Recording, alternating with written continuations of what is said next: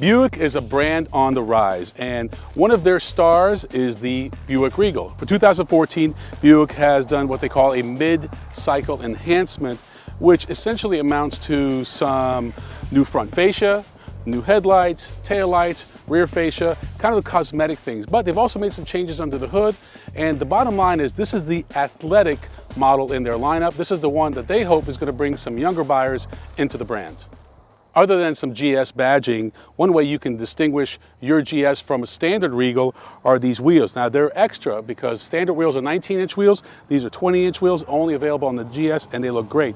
Another thing you see here are Brembo brakes, which are some of the finest brakes in the industry. They also come standard on the Regal GS. Regal has two essential models. There's a base model and then there's the GS. This is the premium high output model. Now they both actually have the same engine, a 2-liter turbocharged 4-cylinder engine. The difference is in the torque band curve of the GS is a little bit better, gives you a little better performance. What you have is 295 pound-feet of torque and 259 horsepower. That's a little bit down from the outgoing model, but you get the same 0 to 60 times and better fuel economy. In order to make the Regal GS even more performance-oriented, Buick added the optional all-wheel drive system. And it's a great system. It can actually go from as much as 90% power to the front to as much as 100% power to the rear. This is really going to help elevate the Regal GS into more of a world-class sports sedan. Buick has made some significant enhancements to the interior of the Regal and the Regal GS. One thing that they share in common is this 8-inch navigation screen. Navigation is actually standard on the Regal GS and the Regal.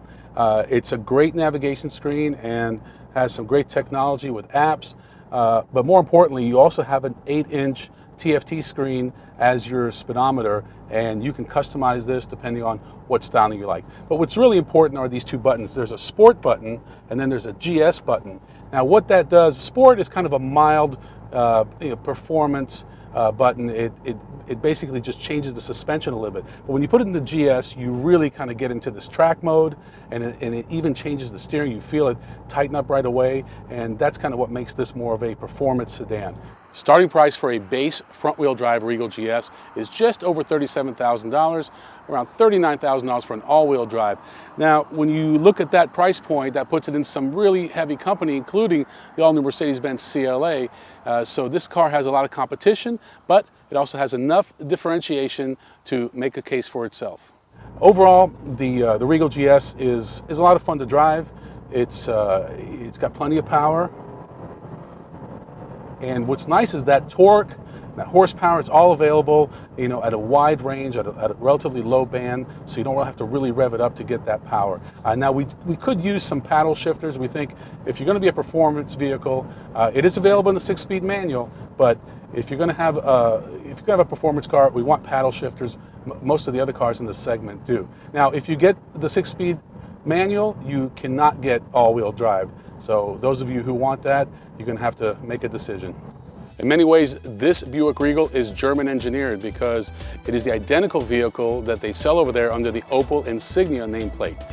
Now, if that's not enough to get you to buy it, think about all the styling changes they've made.